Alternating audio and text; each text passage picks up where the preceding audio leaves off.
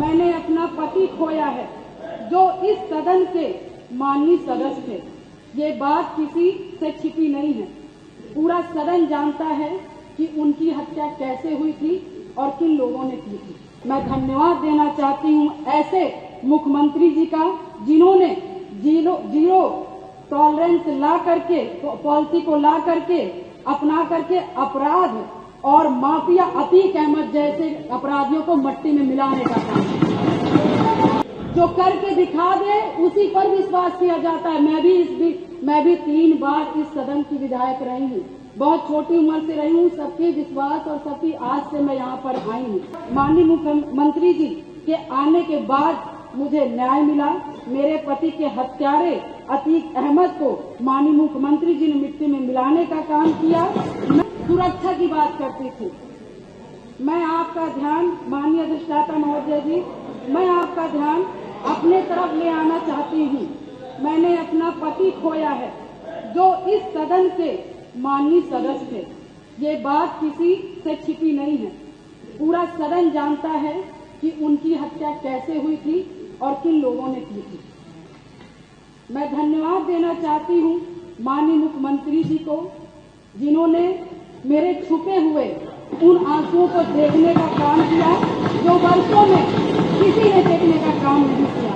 मेरा दुख, मेरा तकलीफ माननीय मुख्यमंत्री जी ने देखने का काम किया और सही मायने में मुझे न्याय दिलाने का और देने का काम किया।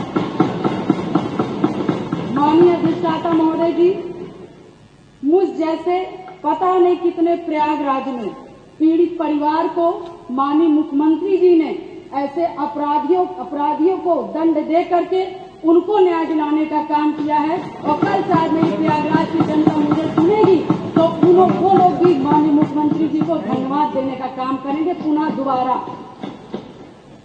और माननीय अध्यक्ष जी, मेरे जैसे पता नहीं कितने महिलाओं की सिंदूर को मिटाया गया, पता नहीं कितने माताओं की गोदी सूनी कर दी गई। मैं धन्यवाद देना चाहती हूँ ऐसे मुख्यमंत्री जी का जिन्होंने जीरो टॉलरेंस ला करके पॉलिसी को ला करके अपना करके अपराध और माफिया अतीक अहमद जैसे अपराधियों को मट्टी में मिलाने का काम।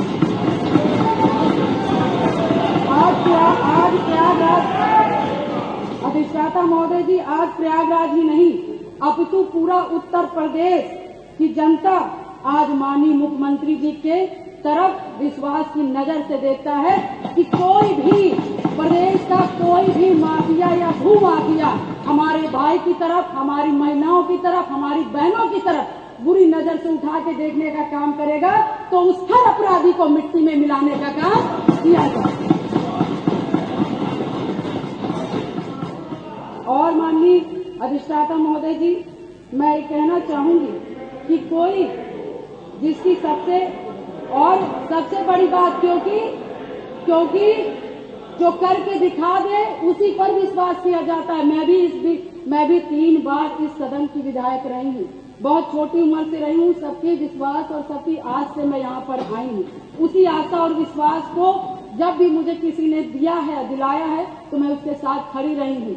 मैं कहना चाहूंगी कि इसकी सबसे बड़ी नजीर प्रयागराज में आपने हत्याकांड में देखा होगा, जिस तरह से जिसमें मेरे पति की हत्या हुई थी और जिस घटना को पूरा प्रदेश जानता है। मैं माननीय मुख्यमंत्री जी के आने के बाद मुझे न्याय मिला। मेरे पति के हत्यारे अतीक अहमद को माननीय मुख्यमंत्री जी ने मिट्टी में मिलाने का काम किया। मैं उनके इस जीरो टॉलरेंस पॉलिसी का समर्थन करती हूँ और मुझे लगता है कि इस बात को मैं नहीं कहना चाहती थी क्योंकि मैंने आज तक चाहे सदन हो, चाहे सड़क हो और चाहे मेरा घर हो, चाहे परिवार हो, मैं विधायक बनी मगर मैंने बहुत ही शालीनता से अपना परिवार, अपना समाज और सदन की मैंने हमेशा गरिमा बनाए रखी। मैंने कभी भी किसी का अपमान नहीं किया। मगर मैं विधायक से पहले मैं 9 दिन की ब्याहता थी। मेरी माँ तो 9 दिन की शादी हुई थी और मैं उस ससुराल में मैं विधायक बनने नहीं गई थी। मैं सिर्फ उस घर का रोटी बनाने के लिए गई थी, अपना परिवार बसाने गई थी। मैं विधायक नहीं बनने गई थी।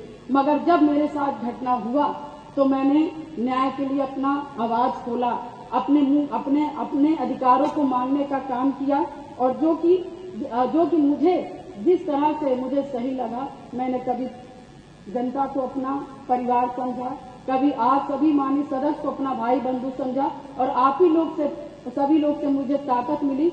और मुझे लगता है कि प्रयागराज में जो कोई नहीं सोचता था, मैं मिसाल हूं उन सभी लोगों का, जो कि मैं बहुत गरीब परिवार से, दोनों ससुराल और मैके दोनों परिवार से, बहुत गरीब परिवार से आती हूँ।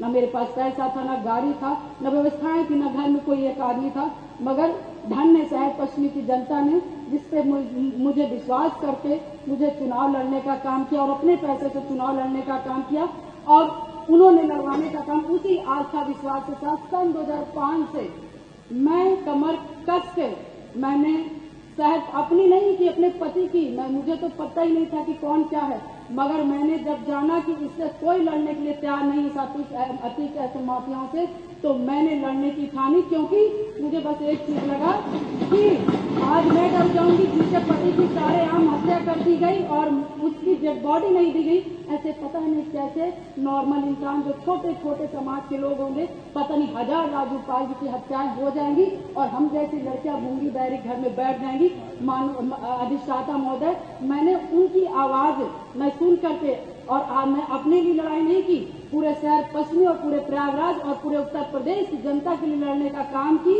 और शायद मेरे आराध्य शिव जी को तरस आया होगा, जिन्होंने की सरकार बनाई, और हमारे जो सबको बोलना है, जी को मानने वाले हैं, भगवान जी हनुमान जी को मानने वाले हैं, ऐसे मुखिया उत्तर प्रदेश के सरकार के मुख्यमंत्री बने, और शायद मेरी दम घुट रही थी, और शायद मुझे दिक्कत हो रही थी, और शायद मैं लड़ते लड़ते कहीं न कहीं अंदर से टूट रही थी, शरीर कमजोर हो रही थी, परेशान हो रही थी।